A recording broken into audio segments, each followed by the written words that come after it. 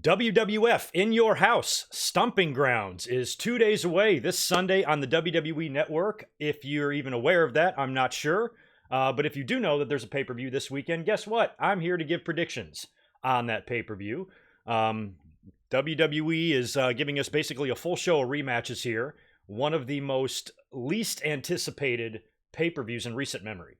Most people are assuming this thing's going to suck, but it's still a pay-per-view. It's still on the calendar, and this is what I do. I come up here and do predictions, and I will be here this Sunday live reacting to what will likely be a pretty lackluster show, unless WWE recognizes this and they hear everybody freaking out and complaining that this show sucks and the ticket sales are horrible. Maybe they swerve us and do something fun. Who knows? But anyway, let me say a quick hello to you on this beautiful Friday afternoon. We'll probably have a pretty low audience in here considering it's Friday afternoon. 40 people in here so far. But I want to say hi to everybody that's here so far. Barry and Luna, Down Ice, William, the Mad, Ernie, the Mad Jokers, excuse me. Saying something about tickets being $57 for the show. At last check, last week, there weren't a whole lot of tickets sold for this thing. Looked like somewhere in the neighborhood of half or less of the building had been sold, which is just days after All Out sells out in 15 minutes. So yeah, this pay-per-view, it's kind of depressing because I always enjoyed the month of June. You know, back in the day we had King of the Ring. As we evolved, June became synonymous with Money in the Bank. Very big show, but the Saudi Arabia schedule really jacked everything up. They bumped up the Money in the Bank to May, fucked everything else around. I was supposed to get Backlash here in San Diego. They changed that to Stomping Ground, which is Sunday, and when you look at the card, it's a lot of rematches, man. It's a whole bunch of WrestleMania rehashing and a lot of Saudi Arabia rehashing. And when I was doing my predictions here, my predictions seemed about as boring as the show is so far. I mean, the build to this has been virtually non-existent. I have barely been paying attention. Aside from me being up here on Mondays watching Raw with you guys, I might be eyeballing SmackDown, watching some of the clips on YouTube, because I'm usually at work on Tuesday nights, and what you guys have been telling me about the show in the last couple of weeks, I'm like, why am I going to sit through this stuff? So I've virtually paid no attention to the build of this card. It's just not interesting right now.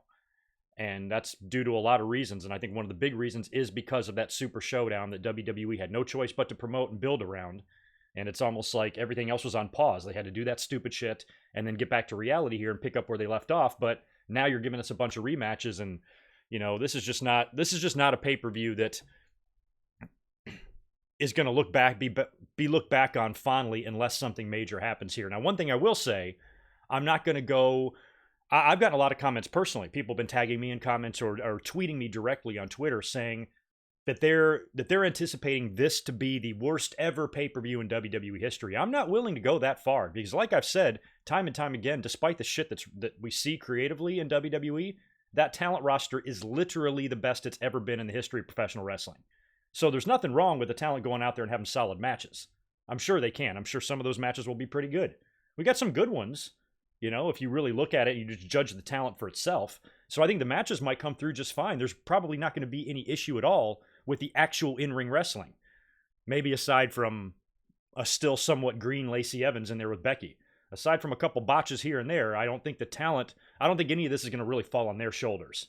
Their job is to go out there and wrestle. That's what they're doing. But it's the creative stuff. It's the build to these matches. It's these storylines. It's who they're pushing. It's who they're not pushing. Basically everything WWE is doing creatively is a huge turnoff to all of us fans, at least right now. So I'm holding out hope like many pay-per-views, because we've seen this happen before where a build to a show has been underwhelming, but the show itself delivers, much in part to the talent. So we'll see if they can do that this Sunday or not. You'll be surprised with my predictions here when I get into them in a little bit. We're going to talk about some wrestling news and stuff first. But I was writing down my predictions, and I was saying to myself, I'm like, my predictions are as boring as the card is. So I got to change some things up. So I'm going to do some ad-libbing here. I've written down all my predictions, who I'm predicting in every match, but I'm going to have to change something spur of the moment. So we'll see what I come up with later on. I do want to start off with some news, though. Some injury news to report. Looks like Lars Sullivan is going to be out for the duration of 2019. That sucks. I believe that's a knee injury. We did hear that he got injured, and at first it didn't sound like it was that bad. Now it's bad. And I didn't read too many of the details on that, but given the fact that he's going to be out for that long, to me that's a surgery. So he's got some rehab to do, and we're not going to see Lars for a while. Um, Nikki Bella also basically made her retirement official. I don't think she's been in the ring since Evolution. She's had some neck issues. She did an interview where she talked about those neck issues and some sort of a cyst on her brain, and the doctors basically just said, you cannot wrestle anymore. You're done. So Nikki Bella, I guess, is officially retired, and we all wish her the best. It's it's sad when it ends like that. I know Nikki Bella was not everybody's favorite. I had her back a lot of the time, even as recently as Evolution. I thought that Nikki in the ring, when you compared her to Brie, was much better. Nikki, again, she wasn't Bret Hart, but when you compared her to a lot of the other models turned wrestlers, she was one of the better ones. And don't forget, her boyfriend for many years was, a multi-time, 16-time world champion or whatever it is. So she had some people around her that could kind of guide her, and she did well. I think overall she could have been a lot worse, especially when you look at her sister. And I thought her match with Ronda was pretty solid, and I gave props to Ronda for selling to Nikki, because on paper that match would be over in 5 seconds. So I wasn't a big fan of the Bellas, but you guys remember throughout the years in my podcast, I was never one of those fans, and there were many. I mean, Nikki Bella got the same type of heat that John Cena got, and anybody else, or Roman Reigns, or anybody else that, the fans got a little bug up their ass about, and they were ruthless on her. I mean, people would make full-on YouTube videos screaming about how the Bellas are ruining wrestling. So I hope they feel a little guilty today. But we all wish Nikki Bella well. She's going to be fine, so she can't wrestle anymore. That's sad. I wish she could have been able to go out on her own terms, but Total Bellas or whatever the fuck got picked up for another season. She's still very much active and doing things in Hollywood and the reality shows and all that crap, and she's all over social media, so she'll be just fine. She just probably won't be in the ring anymore. So we all wish her well here at GoodMicWork Commentaries, and I'm sure all you guys do too.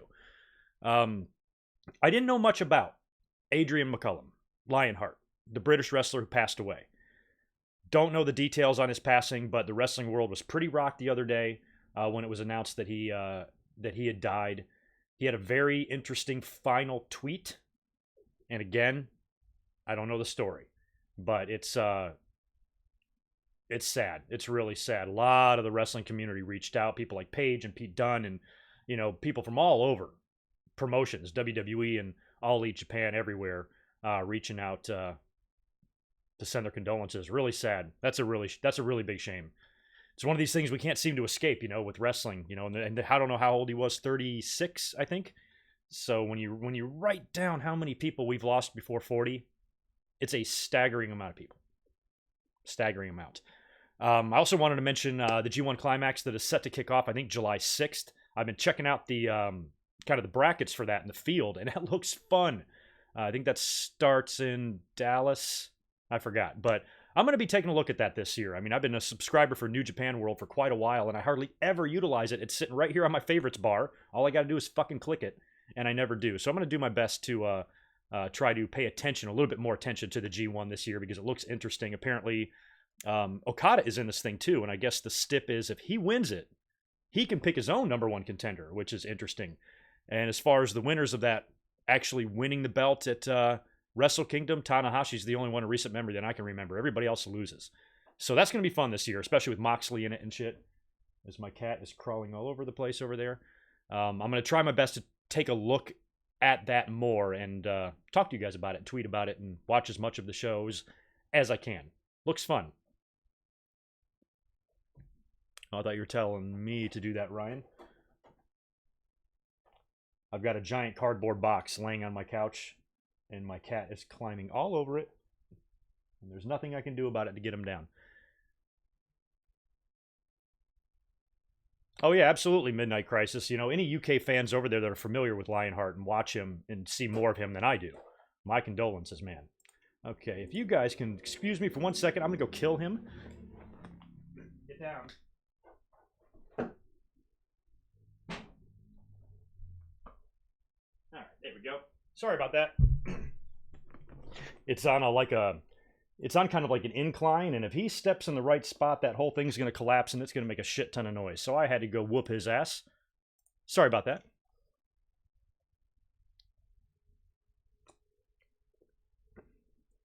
Ha, that would be a good match, too.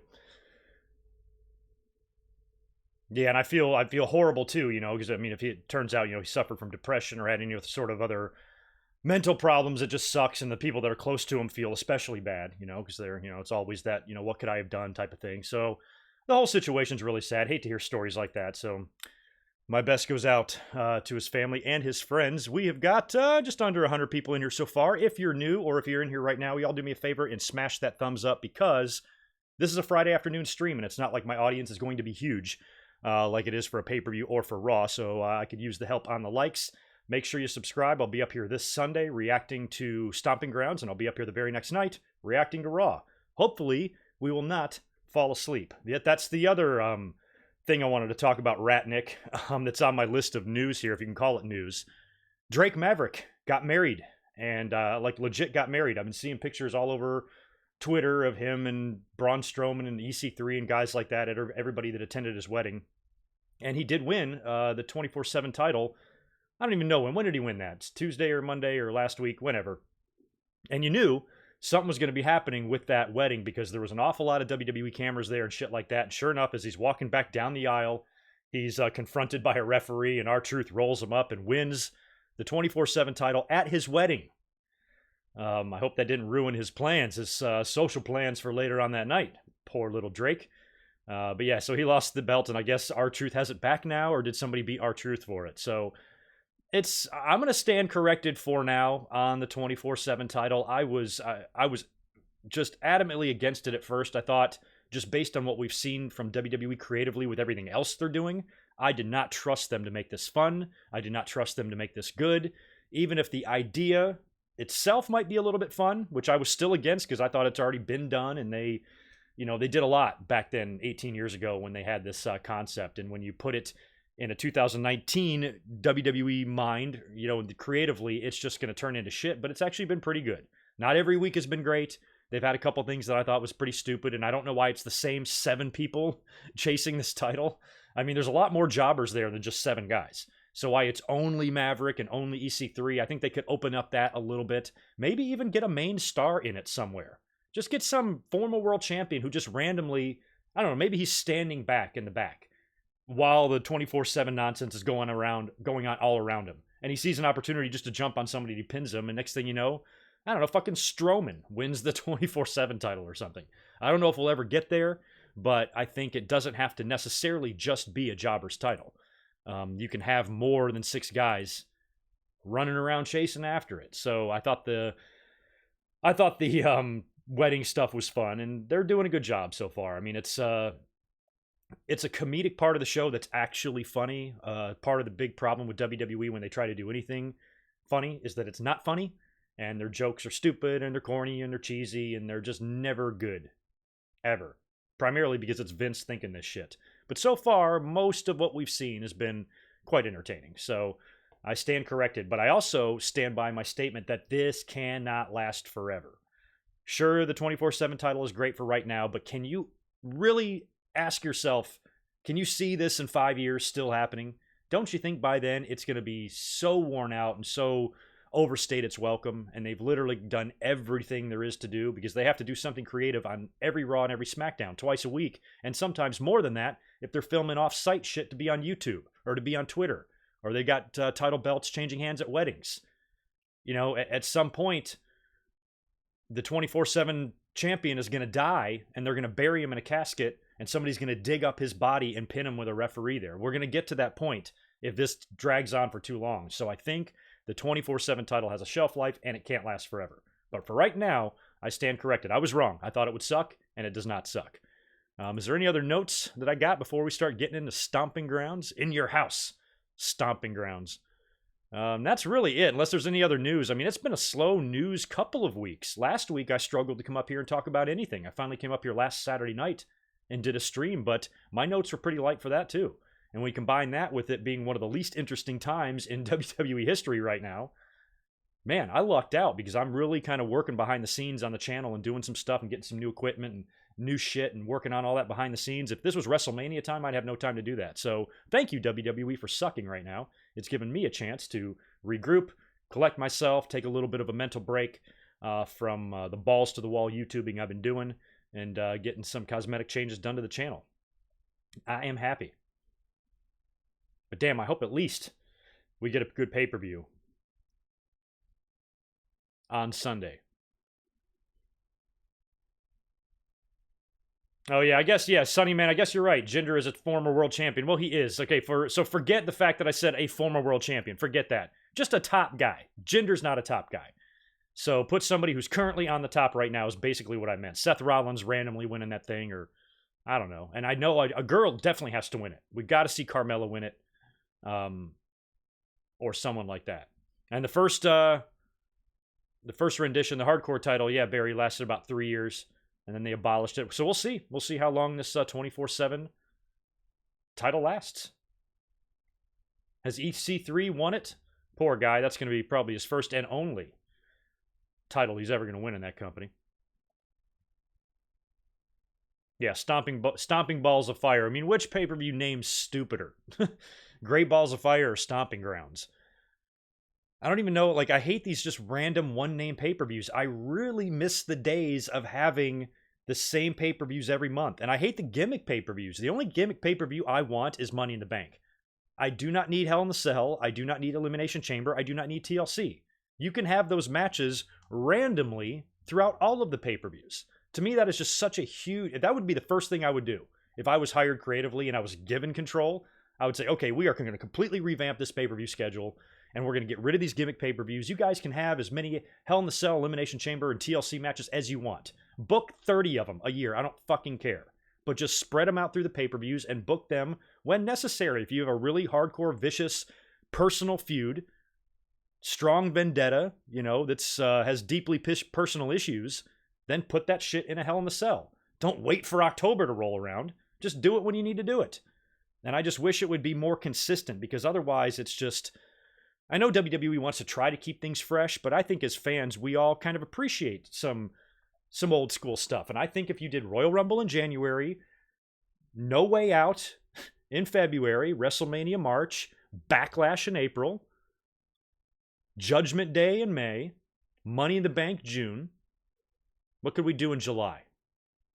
Recently, it's been Battleground, it's been Great Balls of Fire. What did it used to be? It used to be Fully Loaded. Great American Bash, maybe. Think of a July name. Can be anything, but just keep it the same every year. Then we got SummerSlam in August. Unforgiven in September, or maybe Night of Champions, because Night of Champions has been common in September. One of those two is fine. And then when you get to October, fuck Hell in the Cell, do something else. It used to be maybe No Mercy, or a pay-per-view like that in October, then Survivor Series, and then in December, get rid of TLC and do... I don't know, what has December's been? December's have been Rock Bottoms and DXs and Armageddons and December to Dismembers. December kind of sucks too. I don't know what we can do in December.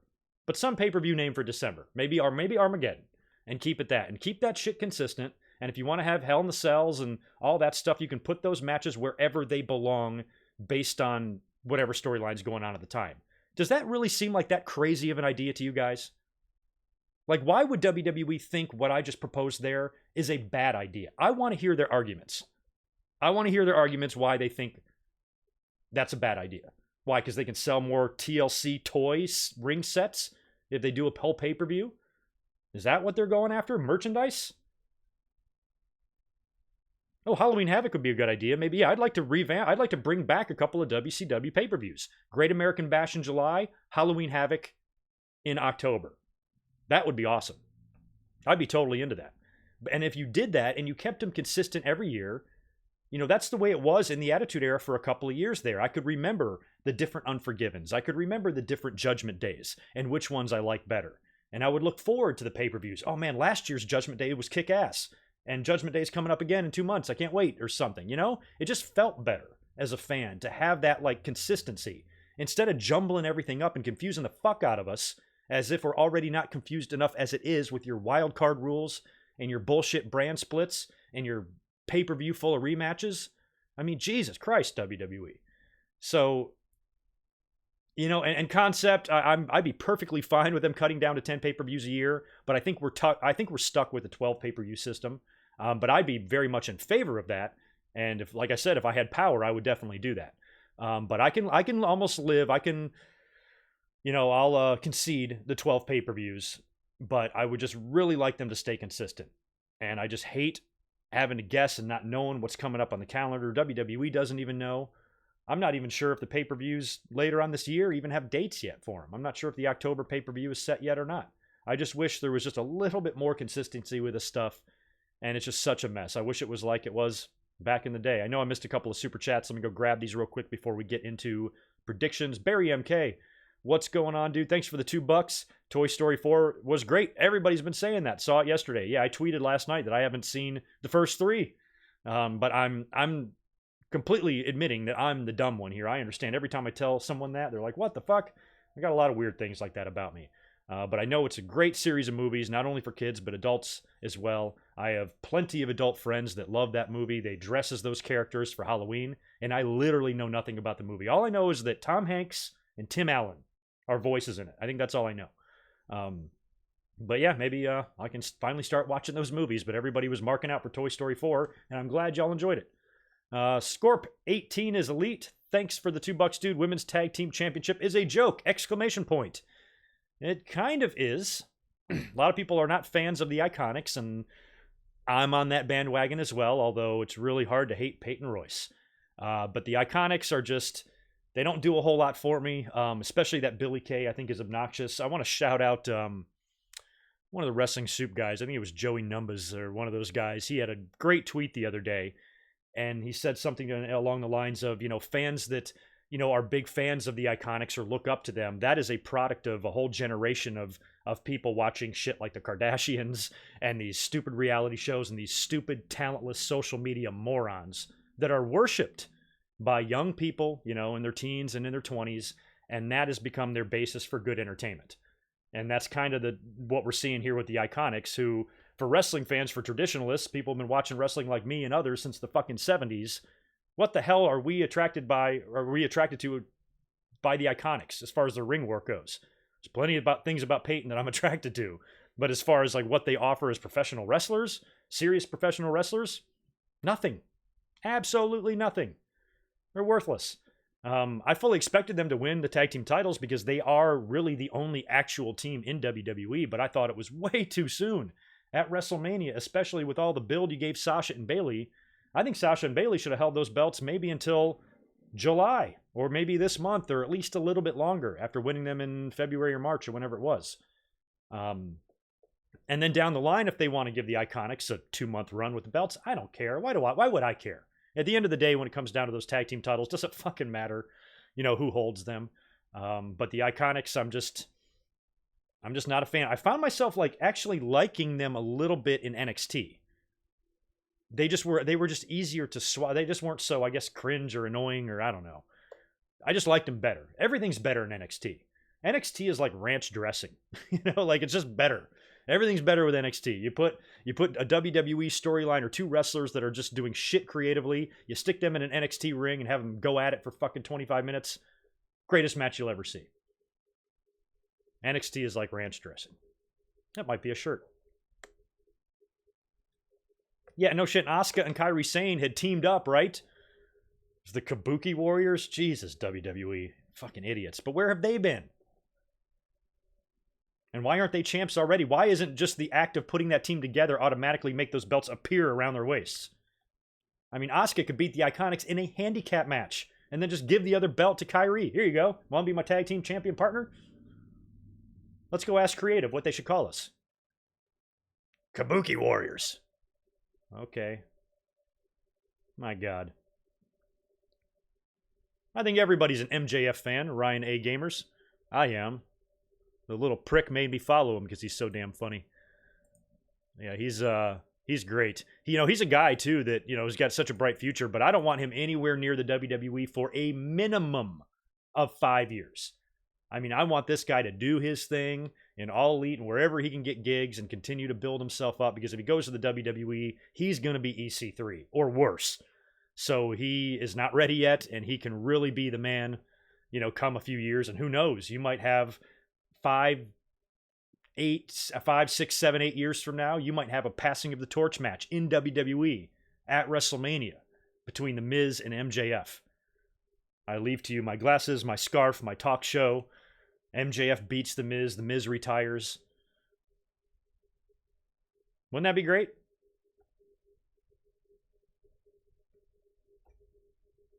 We're all doing great, Colin. All right, I'm about to get into Stomping Grounds predictions here. Let me just peek at some numbers here. We've been going for about a half an hour. Cool. I only have an hour to discuss things today. I got to head out of here and go to work.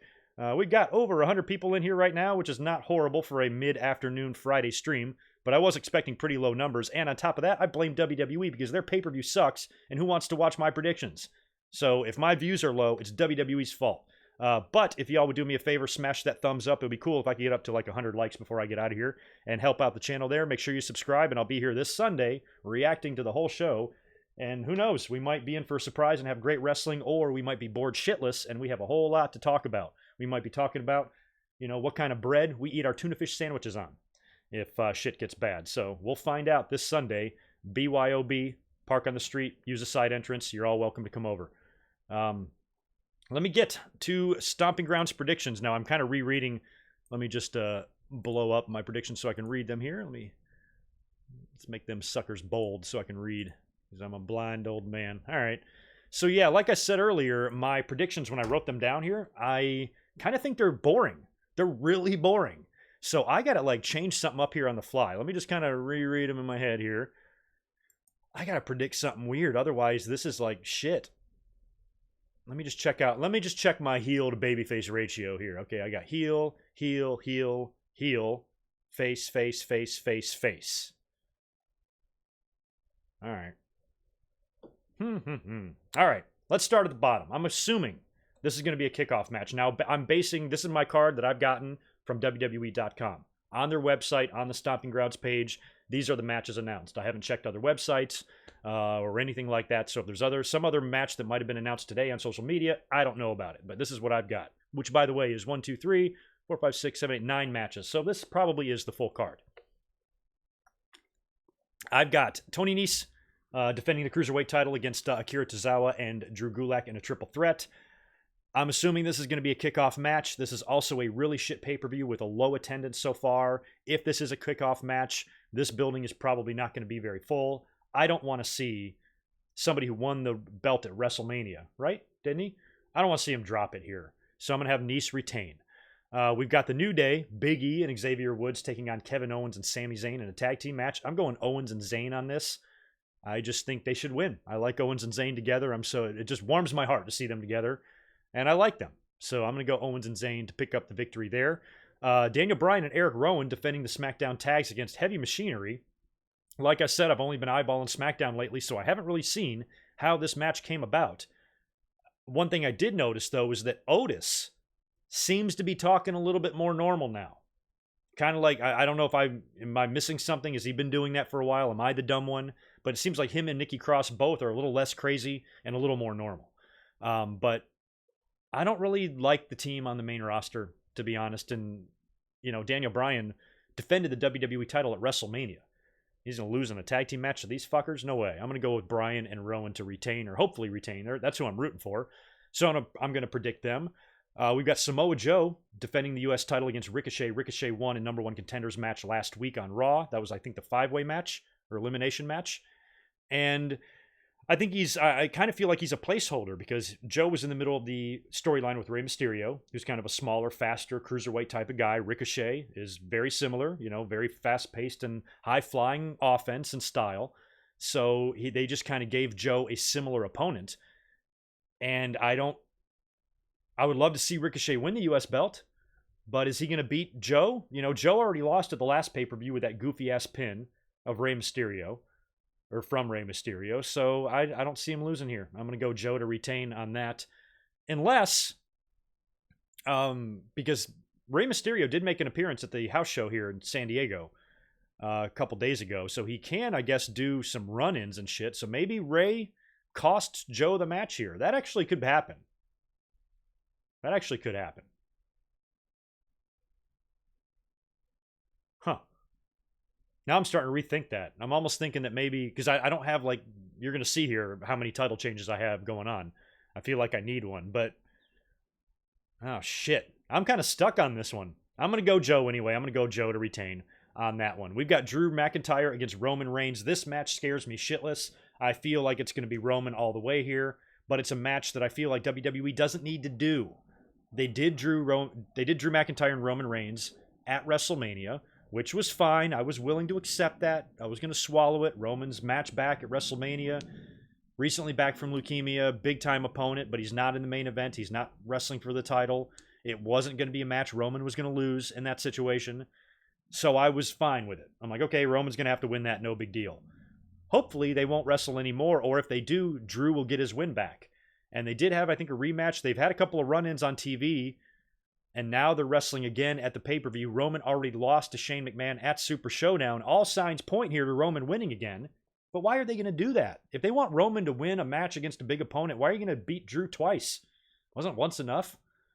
So I don't know. Part of me thinks that maybe Drew can get the victory here, pissing off Roman Reigns even more, especially if Shane McMahon interferes, because Shane McMahon is floating around. He doesn't have a match. I'm hoping that he gets involved here. You know, Roman Reigns confronted both of them on Raw last week. So I am going to change I have Roman written down here. I need to change it. I need to change it to Drew McIntyre because I think that would be the right thing to do. Back-to-back losses for Roman won't hurt him. If Shane McMahon costs him the victory here, it probably will set up another match between Roman and Shane where Roman will get the win. Hell, it might even set up Roman against Shane and Drew in a handicap match or something. So maybe that's what leads to the final match because you know Shane is not going to beat Roman without losing to him down the line, right? So hell, and there's also the talk about Shane McMahon becoming WWE champion at some point. So maybe they wait until Shane wins the belt and then have Roman beat Shane. I don't know. But I've got Roman written down as my winner here, but I'm changing it. I'm going to go Drew McIntyre with some help from Shane McMahon, leading to the blow-off, which Roman will win. So for the purposes of this show, I'm going to have Drew McIntyre going over there. We've got Bayley defending the SmackDown Women's Championship against Alexa Bliss. This is a match where I think we could see a title change, but would they take it off of Bayley that quick, man? She won the briefcase, cashed in the same night, and then immediately loses it. What a waste of the briefcase, you know? And it would be very reminiscent of her and Sasha winning the tag titles and then dropping them at the next pay-per-view, and here she's doing the same thing with Alexa Bliss.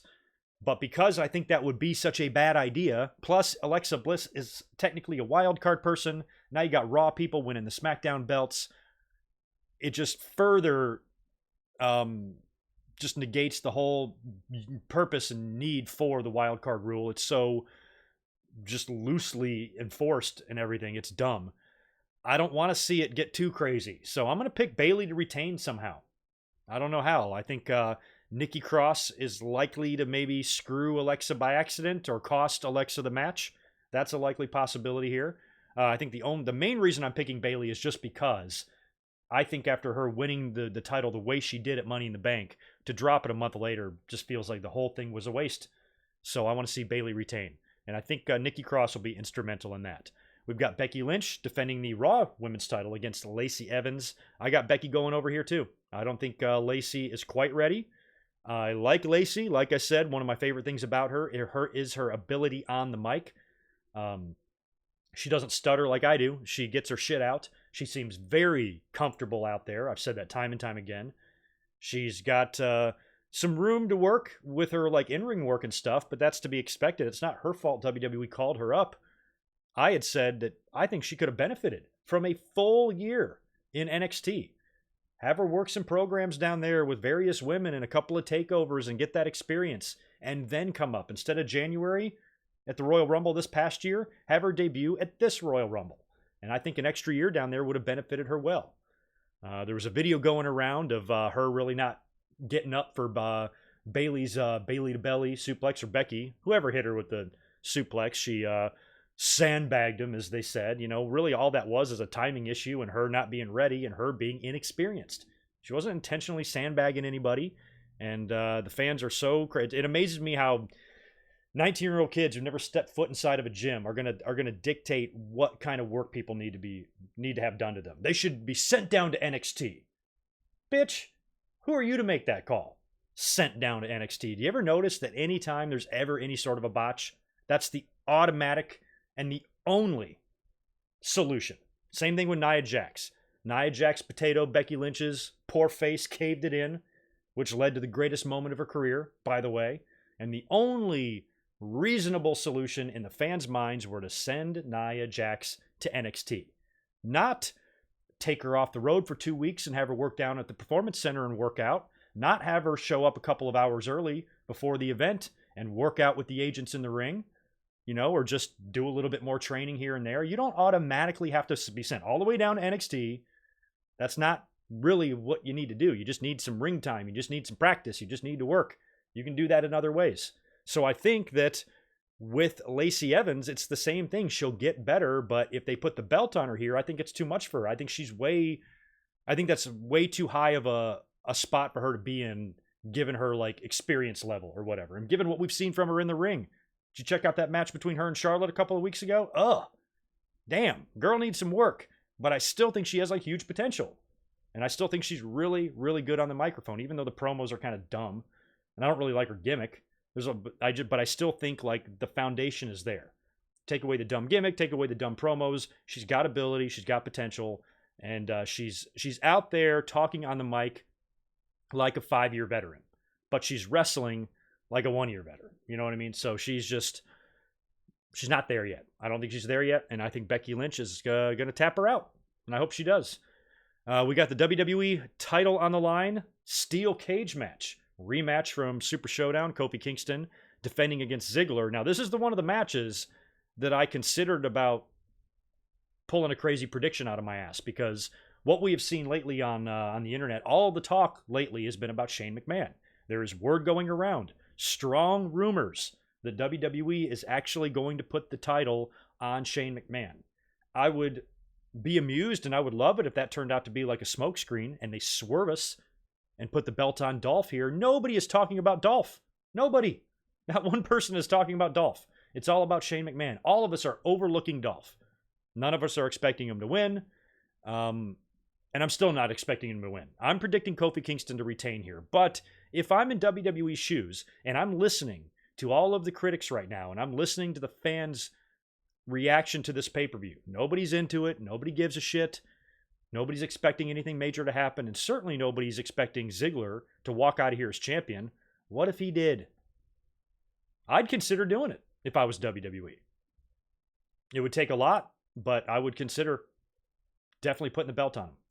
But I'm still predicting Kofi Kingston to retain the title here. I'm liking his run a lot better than I thought. I was worried for him because I loved the story leading up to WrestleMania. I was so excited for him to get that moment, and I loved it. One of my favorite WrestleMania moments in history. But I was really worried what the follow-through would be and how he would be as champion. And so far, I've, for the most part, liked it. So I would like to see his run continue on a little longer here. Kofi won the belt at Mania. I don't want to see him lose it, here at a pay-per-view that it feels like literally no fan gives a shit about. So maybe keep the belt on him until SummerSlam, and I think Brock Lesnar's Money in the Bank cash-in might come into play. I don't think it's an automatic given that he's going to be going after Seth. I think WWE might be trying to swerve us here. They're keeping the issue with Seth and Brock open with the chair attacks and all of that, and Paul Heyman's promos on Raw, and that might all be a diversion for Brock to show up and cash in on Kofi somewhere, either here on Sunday or maybe at SummerSlam. And that would be something I think would be fun. I would like to see them build to maybe Seth and Brock to SummerSlam, where all of us think it's going to be some confrontation between Seth and Brock at SummerSlam, whether Seth has a match with somebody else and Brock has said, I'm going to cash in after that match, and Seth has to worry about it the whole time. And maybe Kofi has a match first, and then Brock comes out and cashes in on him instead and swerves the entire wrestling world. I still think that's a possibility, and in order to get to that, I think Kofi needs to stay champion. So I'm predicting him to retain, which brings us to the main event. This should actually be the main event. Based on the card here, it better fucking not be Roman Reigns and Drew McIntyre. So I am absolutely expecting the main event to be Rollins and Corbin, because we have a big surprise. Baron Corbin never did announce who his special guest referee is going to be, and he's going to do that on Sunday. So instead of announcing it on Raw, we're going to find out probably right before the match. So who could it be? If WWE, yes, Vincent, I am. 20th anniversary video on the King of the Ring is coming up, I believe, on the 27th. And I attended that show. I will be doing a This Day in History on that next week. Week from today, maybe. Week from yesterday. This coming Thursday is when I'll be up with that. I think the obvious choice, or one of the people that the fans are most expecting to possibly be the referee here and would probably make the most sense storyline-wise, would be Mr. Money in the Bank himself, Brock Lesnar. But then again, Baron Corbin is the one that gets to choose the referee. So if you're trying to look at this logically, why would Baron Corbin want to pick the Money in the Bank briefcase holder to be his referee? That not only puts Seth at risk, that puts Corbin at risk. Let's say Corbin wins. Fine. Let's say he wins with Brock's help. What's stopping Brock from just annihilating poor Corbin and winning the belt right there? So if Corbin picks Brock, I would be very surprised because that really wouldn't make sense. But WWE might want to do it because they need something. They need a big name on the show. We've never seen Brock in a guest referee capacity before. Maybe he did it in like 02 or 03. I don't remember him doing it. So that would be fun. But like I said, if Corbin is the one that gets to decide, that would be a poor choice, in my opinion, if I'm Baron Corbin. It would make Baron Corbin's character look even dumber than he already is. There's another name out there that I think might be a fun special guest referee. What about the man himself, Becky Lynch? What if Corbin, because WWE is making a big deal about Seth and Becky's relationship on TV, what if Corbin's character thinks in his head that I'm going to fuck with this guy, I'm going to make this guy's girlfriend referee his match, and that's going to throw him off psychologically, and it's going to force Becky Lynch to call it down the middle, and she's going to have to count out her own man. You know, maybe Baron Corbin's counting on all of that awkwardness in order to help him win the belt. So I think Becky is an option. So I'm going to go Brock or Becky, or I don't know who else. Who else has a fucking issue? It wouldn't be Paul Heyman. He's too fat. He wouldn't be able to get up and down for the 3 counts. Baron Corbin on Raw was recruiting everybody. He's even going down to guys like Eric Young. So they're making it seem like Corbin is kind of desperate to find somebody. I'd really be surprised if this match is the main event that the referee would be an underwhelming surprise. Now, if this match happens earlier on in the card, then I think the referee could be anybody. The referee could be, why am I blanking? Any mid-card level talent on the roster. The referee could be Sami Zayn. The referee could be Kevin Owens. Somebody like that, if it's in the middle of the card. Charlotte, I don't know why it would be Charlotte. Charlotte wouldn't make any sense. And what does she have against Rollins, kind of thing, you know? So I think it could be anybody. But if Kurt Angle, yeah, no, it wouldn't be Kurt Angle either. Why would Corbin choose Kurt Angle? So I think if it's the main event, which it should be, Universal title match is the main event. Thank you, Bray Wyatt is another one, but we talked about that on Monday. I am against that idea. I think after everything that we've seen Bray Wyatt do, all of these Firefly Funhouse segments and all of that, what a weird place for him to debut. As the referee, he's going to take the focus completely off the match. It's going to be the first time we see Bray Wyatt inside the ring since this new gimmick started. We're all going to be staring at him. It would add a funky-ass dimension to the match, I give you that, but not my ideal way to bring Bray Wyatt in, to interject him into somebody else's storyline. He needs his own shit, you know, and I think the fans, too, they're ready to see him be brought in, and they want to see him there as soon as possible. But don't be like WWE. Don't be like WWE and shoehorn the motherfucker in somewhere. Being the referee in this match makes 0 sense completely based on what we've seen. But if he does, holy shit, that'll be fun. Should be fun on Sunday if that guy is the referee. So we'll put him on the list too. We'll go Becky, we'll go Brock, we'll go Bray. Who's another candidate? I could put up a Twitter poll maybe. Or Bobby Lashley. Perfect, Ryan. That's somebody I was trying to think of. So if this match turns out to be like 3 or 4 matches in, right in the middle of the card, we know the referee probably isn't going to be anybody major, and then it could be someone like Bobby Lashley. You know, or maybe if this match happens in the main event, Roman Reigns has already had his match earlier on with Drew. You know, maybe Drew McIntyre beats Roman with help from Shane McMahon, and then later on in the night, Corbin announces McIntyre as the special guest referee, and then Roman comes out during the match to help Seth Rollins retain. And then Brock either never comes out, or Paul Heyman comes out to tease, or Brock does show up and try to cash in. Hell, we could see a hot-shotted cash in here. I think it's fun to wait. I don't want to see Brock cash in yet, but if WWE feels the pressure, and they feel like they got to do something drastic to spark a rating or have people tune in the next night on Monday Night Raw, what better way to do it than to have a cash in? That way we can all tune in tomorrow and see what's going on. I hope not, though. I want to see Brock hang on to the onto the briefcase for a while. I want to see him possibly cash in against Kofi. I think that would be more fun than him cashing in against Seth, because I like the fact that Seth has got that victory over him at WrestleMania. It's a great feather in his cap. You don't necessarily need to give Brock that win back right now. Have him go cash in on a vulnerable Kofi and have him win the WWE title, because SmackDown's going to Fox. You might want that belt on Brock anyway. So I don't see a cash in. I don't see it. I think Rollins is going to come out of this match with the title. Now, I also pitched the idea last week of Baron Corbin winning the title for one night. And a lot of fans were immediately against that, which I just laugh at. Why? I hate Baron Corbin as much as the next guy, but would it kill you if they had him win the title, pissing off the fans on Sunday night, and they did kind of an homage to Steve Austin and Kane from King of the Ring 98 when Kane won the title?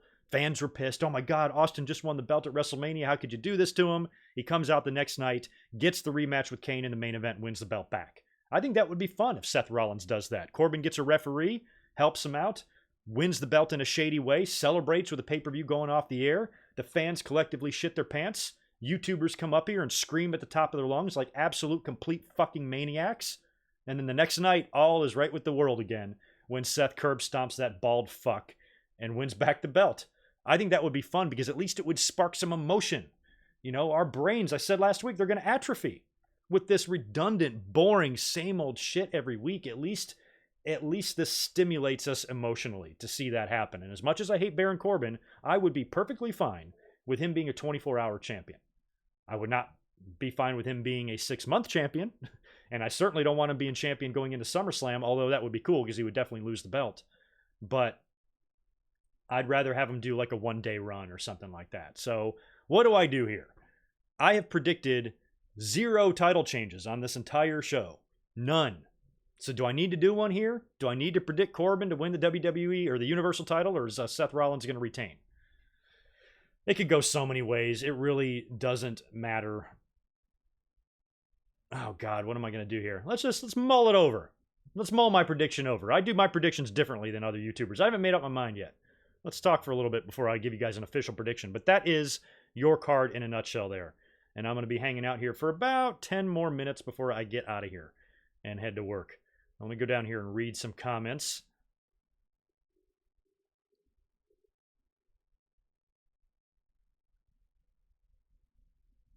Leo Rush.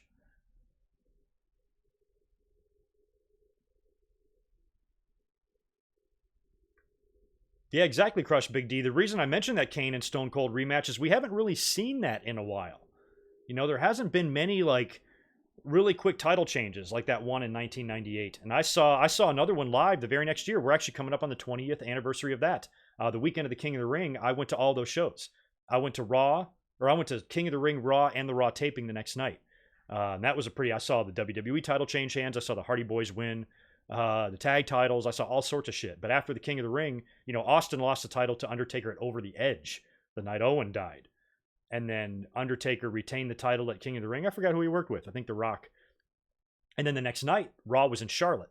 And we drove to Raw, and I watched Austin win the belt on Raw from The Undertaker. So Undertaker won the belt, and then the very next month dropped it. And if they did something like that with Corbin, I don't think that would be so horrible. You know, the guy's got a ton of heat. Fans hate him. You know, as long as you don't put the belt on him to a show-ruining point, like I said, keeping the belt on him forever or something like that, and have this asshole coming out there flaunting this shit in our faces for weeks on end. You know, if it's quick and kind of painless, it can actually really, at the end of the day, be fun. I would think it would be a lot of fun on a Monday night. Think about how stale Monday Night Raw has been. How great would it be to see a world title change hands on Raw, especially with a hated heel, you know, losing to a wrestler that, for the most part, everybody likes. I think Raw, I mean, picture that. You know, picture Raw, picture the way Raw's been going off the air lately on TV. You know, it's like we're just looking at the clock. I'm like, is this shit over yet? Imagine if Corbin wins the belt at Stomping Grounds. They do the scenario where Seth Rollins somehow gets the title rematch in the main event of Raw. He beats Baron Corbin. He's standing on the stage or in the middle of the ring, swinging the title around over his head like he did at WrestleMania. As the show goes off the air, the crowd will likely be popping. You know, because the crowd isn't very lively these days. But if Seth Rollins wins the belt from the Applebee's busboy, they'll be cheering loudly. And I think that would be a great visual for Raw to go off the air. with Seth winning the title. That would be a hell of a lot better than what we've seen. So I'm half-assed tempted to predict this asshole to win the title. He might actually do it. But then again, there is one part of Rollins that I like about his character lately, is that he's kind of a little bit more no nonsense. He's just throwing that chair around like a baseball bat, smashing anybody that gets in his way. Even if somebody talks to Baron Corbin about being the referee, Seth annihilates him with the chair. So I like this no nonsense Seth Rollins that's not going to be, pushed around by anybody. So, all right, I'm going to keep, after all of that time, I'm going to keep my predictions boring. I said I was going to do something crazy. At the end of the day, I'm going Rollins to retain here, even though I'm iffy. I'm iffy about Rollins. I'm iffy about Bayley. And hell, like I said, I'm somewhat iffy about Kofi, because I think WWE, that would be a great opportunity for them to swerve us and put the belt on Ziggler when everybody's talking Shane McMahon. And plus, Ziggler has really never gotten that chance to get the belt back. And I don't know. I still don't see it, though. I'm going Kofi and I'm going Rollins. So just to recap, let's recap my boring predictions here. I have Tony Nese retaining the Cruiserweight title. I've got Owens and Zayn over the New Day. I've got Bryan and Rowan retaining the SmackDown tags over Heavy Machinery. I've got Joe retaining the U.S. title over Ricochet. I've got Drew McIntyre defeating Roman Reigns with help from Shane McMahon that should lead to a blow-off with Roman winning. I've got Bayley retaining against Alexa Bliss. I'm a little bit iffy about that. I've got Becky retaining over Lacey Evans. I've got Kofi retaining over Dolph Ziggler. And I've got Seth Rollins somehow retaining over Baron Corbin, even though I think WWE could have some fun by putting the belt on Corbin for a short time, 1 night, 1 week, 1 month, something like that. And I think you could have some fun with the referee. It could be Brock. It could be Becky. It could be Bray Wyatt. It could be Bobby Lashley. I think anybody whose name starts with the letter B, it could be them. I'm trying to think if there's anybody else. Could Corbin bring out Vince? Could Corbin bring out Triple H? Could Corbin bring out maybe Shane? I mean, it could be a McMahon family person. Who knows? Who knows? Y'all's guess is as good as mine. But no, the Godfather could be the referee. I put on Twitter yesterday that I think Flash Funk should be the referee, because he's so funky. Yeah, so I think I'm kind of iffy about everything. I think WWE might be hearing the fans' complaints about the show. We don't give a shit. We're not expecting it to be good. We're not expecting anything out of WWE here. So maybe they give us what we're expecting, which is jack shit, which is exactly what I predicted here. Or we get some swerves and we get some title changes here. So for once, I hope my predictions are not very good. I hope I'm wrong on at least 3 matches, because I don't have anything fun happening. I have no champions dropping their belts. I got nothing going on. I got an excellent mix of heels and baby faces winning. It's about half and half. I have about as generic of predictions as you can get for a show that's about as generic as you can get. Yeah, Barry, what if I am the ref? Ha, maybe I am. Braun Strowman could be the referee, but again, you got to think in terms of Baron Corbin is the one making the decision. So it's got to be somebody that his character would feel comfortable having.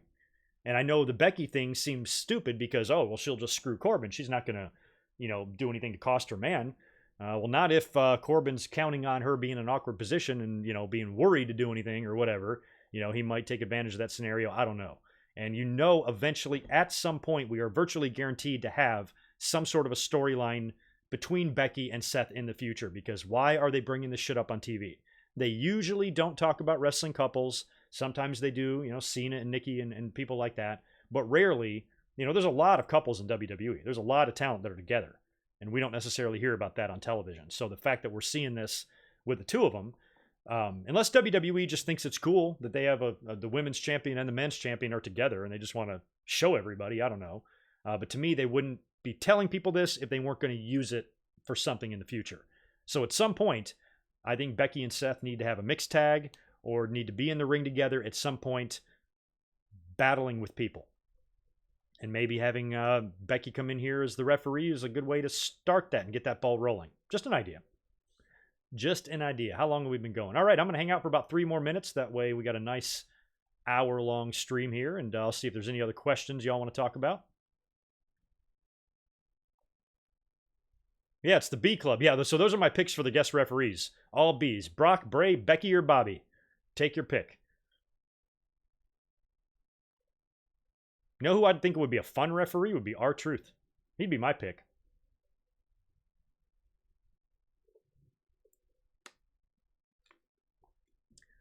Ratnick, you might be onto something. Can somebody do that? Can Baron Corbin be his own referee? Be like Jerry Lawler doing commentary in his own matches. That would be crazy. I don't think WWE is that crazy right now. That's somebody's slipping some crack in Vince's coffee.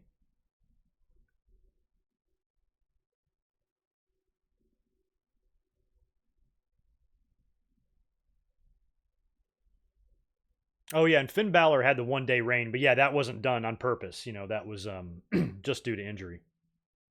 Boris, no, I'm working on it though. Working on the podcast name. I've gotten a lot of like good suggestions. I'm just trying to like think of ideas. I'm good at thinking in the shower. I need to jump in the shower before I go to work, so I'll try to come up with one. But that's in the works here too. Incidentally, I do have some new stuff, but it's not utilized yet. I have my new camera that's right next to this one. I'm still using the old one. I need to download some software to that for that so I can utilize its maximum potential there. And when the new computer comes, it's going to help push that 4K camera a lot better. So it's here, but I'm not sure if I'm going to use it quite yet or not. I also have the new desk here that's going to open things up and change the way I film. It might still not work too well for live streams like shit like this and what I do Mondays. You still might have to wind up seeing me here.